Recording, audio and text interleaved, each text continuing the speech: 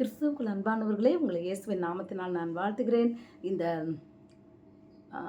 40 நாள் தியானத்தில் தேவனுடைய பெரிதான கிருபையினால் ஒவ்வொரு நாளும் நாம் எப்படி கிறிஸ்துவுக்குள் மறுரூபமாக ஆகும்படியாய் தேவனுடைய சத்தத்தை நாம் கேட்டுக்கொண்டே இருக்கிறோம். பிரியமானவர்களே, இதை தியானித்து கொண்டே இருக்கிறோம். இது மிகவும் முக்கியமான ஒரு காரியம். இன்றைக்கு தேவன் நம்மளோடு பேசுகின்ற வார்த்தை என்னன்னா, நாம் யாரிடத்தில் ஐஸ்வர்யமாய் இருக்க வேண்டும். அதாவது நம்ம ஐஸ்வர்யம் உள்ளவனா சொல்றது எதில் நம்ம ஐஸ்வர்யவனா இருக்கிறது. இதை குறித்து பேசும்போது ஆண்டவர் சொல்லுகிறார், ஒரு விவசாயி நல்லா அவனுடைய தோட்டத்தில் நிறைய விளையுது, தானியங்கள் அளவில்லாமல் விளைஞ்சிருச்சு. அதை வைக்கிறதுக்கு அவனுக்கு இடம் இல்லை. அதாவது தானியத்துக்கு அந்த காலத்தில் களஞ்சியங்கள்னு கட்டுவாங்க, தானிய களஞ்சியம்னு. அப்போ அந்த மாதிரி பெரிய பெரிய இதை கட்டி அதில் தான் போட்டு வச்சுருப்பாங்க எல்லா தானியங்களையும். அப்போது இவன் சொல்கிறான், எனக்கு தானியம் இப்போ கடங்கு இல்லையே, பத்தலையே, இவ்வளோ வந்திருக்கேன், நான் என்ன செய்வேன்ட்டு இடித்து நல்லா பெருசாக கட்டி அதுக்குள்ளே எல்லாத்தையும் போட்டு நான் நல்லா சந்தோஷமாக இருக்க போகிறேன் அப்படின்னு சொல்லிட்டு ராத்திரி தூங்குறான். அப்போ ஆண்டவர் சொல்கிறாரு, பைத்தியக்காரனே, நீ நீ இன்னைக்கு ராத்திரி உன் ஜீவன் எடுத்துக்கொள்ளப்பட போகிறது. நீ என்னடானா நீ இப்படி யோசித்துக்கிட்டு இருக்க அப்படின்னு சொல்லிட்டு ஆண்டவர் சொல்கிறாரு, தேவனிடத்தில் ஐஸ்வர்யமாய் இல்லாதபடிக்கு பூமிக்குள்ளவைகளில் இவைகளில் மற்றவைகளில் ஐஸ்வர்யவான்களாய் இருக்க விரும்புகிறவர்களுக்கு ஒன்றும் இப்படித்தான் நடக்கும் அப்படின்னு சொல்லி சொல்கிறார். அப்போ இதுக்கு என்ன அர்த்தம்னா, இந்த உலகத்தில் நாம் எவ்வளவு பொக்கிஷத்தை சேர்த்து வைத்தாலும் அது நமக்கு நித்திய ஜீவன் அல்ல அல்ல. நம்மளுடைய வாழ்க்கை வாழ்ந்து மரித்து போவதற்கல்ல, நித்திய காலமாய் நித்திய ஜீவனை பெற்றுக்கொண்டு தேவனோடு நாம் மகிழ்ந்திருக்கும்படி நாம் பிறந்திருக்கிறோம். அதற்காகத்தான் வாழ்ந்து கொண்டு இருக்கிறோம். அப்போ நம்ம என்ன செய்யணும்னா, தேவனிடத்தில் ஐஸ்வர்யம் உள்ளவர்களாக இருக்க வேண்டும். நம்ம சொத்து யாரு? இயேசு. நம்ம ஐஸ்வர்யா யாரு? அவருடைய கிருபை.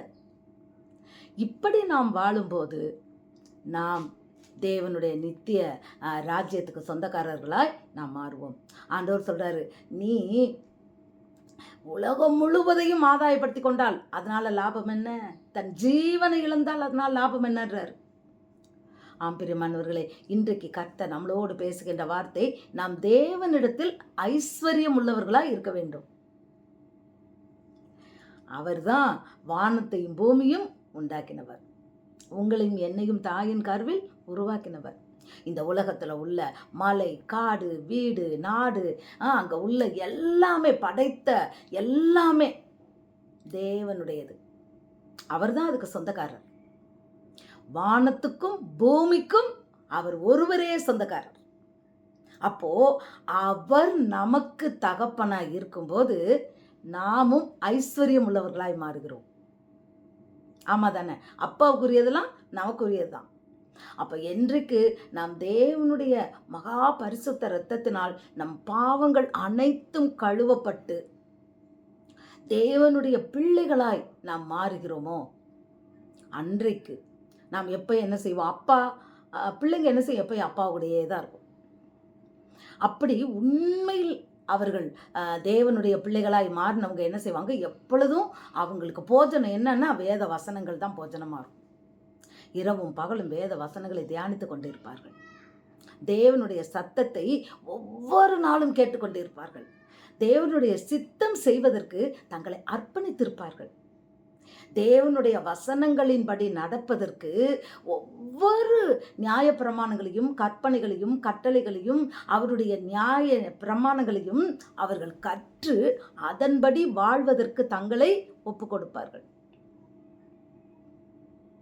இவர்கள் தான் தேவனிடத்தில் ஐஸ்வர்யம் உள்ளவர்களாக இருக்கிறவர்கள், அவருடைய கிருபையை பெற்றுக்கொண்டவர்கள், அவருடைய இரக்கத்தை பெற்றுக்கொண்டவர்கள். யோபுவை போல. யோபு பாருங்க, 2 மடங்கு ஆசீர்வாதத்தை வாங்கினார். நீதிமான். தேவன் வாயிலிருந்து நீதிமான் அப்படின்ற வார்த்தையை நாம் வாங்க வேண்டும். தேவனிடத்தில் ஐஸ்வர்யம், அதுதான் ஐஸ்வர்யம். தேவனுடைய கிருபை நம்ம மேல ஊற்றப்படணும். கர்த்தருக்கு பயந்தவர்களுக்கு அவர் கிருபையுள்ளவராக இருக்கிறார். தேவனுக்கு நம்ம பயப்படணும். கர்த்தரிடத்தில் ஐஸ்வர்யம். பெருமை இருக்கக்கூடாது. தாழ்மை. தாழ்மை உள்ளவர்களுக்கு கர்த்தர் கிருபை அளிக்கிறார்.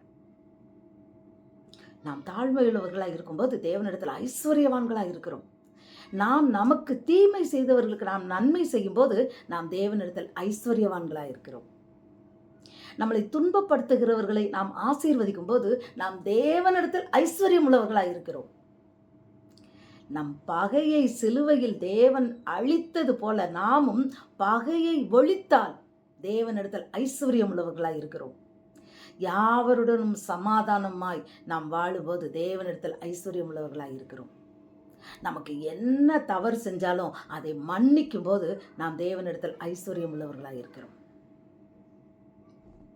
என்ன கெடுதி நமக்கு செய்யட்டும், பரவாயில்ல, மன்னிச்சிருவோம். அப்போது நாம் தேவனிடத்தில் ஐஸ்வர்யம் உள்ளவராக இருக்கிறோம். ஒரு சகோதரி ஒருத்தவங்க சொன்னாங்க, அவங்க வீட்டுக்கிட்ட பக்கத்தில் ஒருத்தவங்க ரொம்ப சண்டை போட்டுக்கிட்டே இருந்தாங்களாம். அதாவது இவங்க மேலே உள்ள வெறுப்புனால ஏதோ ஒரு சாதாரண ஒரு செருப்பு பிரச்சனை, அவங்க வாசலுக்கு முன்னத்தில் போடாத, கொஞ்சம் எனக்கு கஷ்டமாக இருக்கா, அது இதுன்னு வர பிரச்சனையில் இவங்க வயதானவங்க. ஆனால் அந்த பொண்ணு சின்ன பொண்ணு, எவ்வளவோ சொல்லி கேட்கல.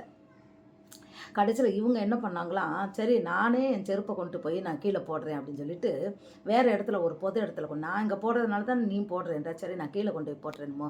ரொம்ப காலம் அந்த வீட்டில் இருந்தவங்க நேற்று வந்து அந்த பொண்ணுக்காய், அந்த குடும்பத்தில் வந்த அவள் ஒரு சண்டைக்காரி, எல்லாரோடையும் சண்டை போடுறவ, இவங்களோடையும் சண்டை போட்டா. ஆனாலும் எனக்கு சமாதானம் இருக்கணும்னு சொல்லி அவர்கள் 30 வருடங்களாக வச்சு போட்டிருந்த இடத்த விட்டு மாற்றி அதை கொண்டுட்டு போய் கீழே ஸ்டெப்ஸுக்கு கீழே போய் பொது இடத்துல கொண்டு போய் போட்டாங்களாம். பரவாயில்ல, எனக்கு அங்கே இருக்கட்டும் அப்படின்னு சொல்லிட்டு. அப்போ இன்னொருத்தவங்க சொன்னாங்களாம், நீங்கள் இப்படி போட்டுட்டீங்கன்னு சொன்ன உடனே அவள் மனம் மாறிட போகிறதில்ல.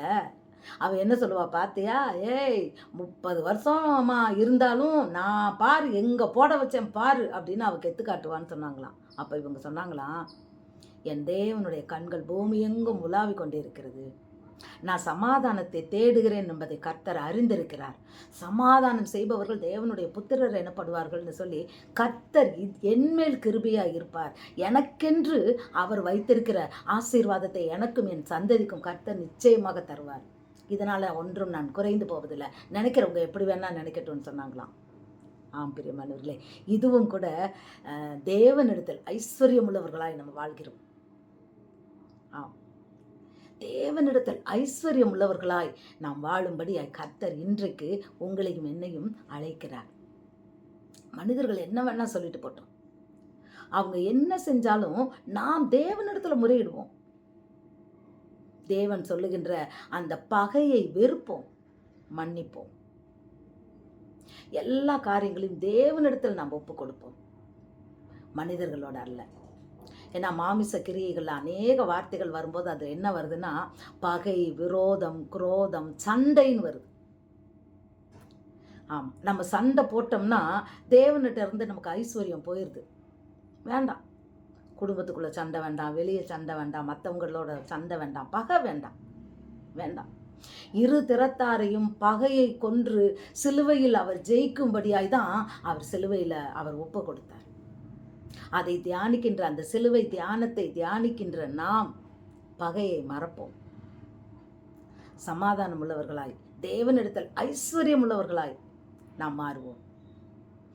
தேவனிடத்தில் ஐஸ்வர்யம் உள்ளவர்களாய் இருப்பவர்களுக்குத்தான் தேவராஜ்யம். அவரிடத்துல பங்கு இல்லாதவங்களுக்கு எப்படி ராஜ்யம் கிடைக்கும்?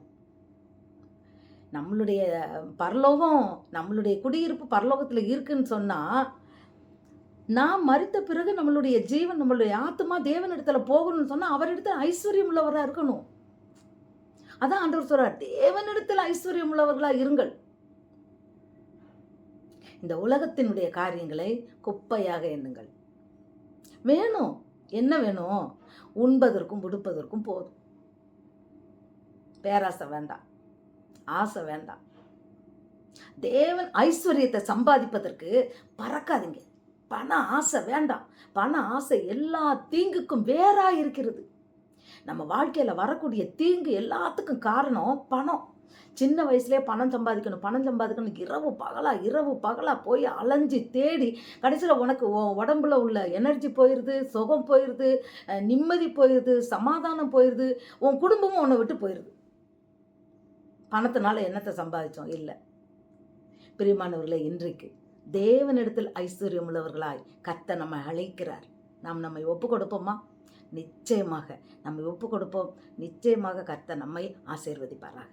அல்லேலூயா. இன்றைக்கும் நம் ஆவி, ஆத்துமா, சரீரத்தை தேவனோடு இணைந்திருக்க, அவருடைய சித்தம் செய்ய, அவருடைய ஐஸ்வர்யத்தை நாம் பெற்றுக்கொள்வோம்.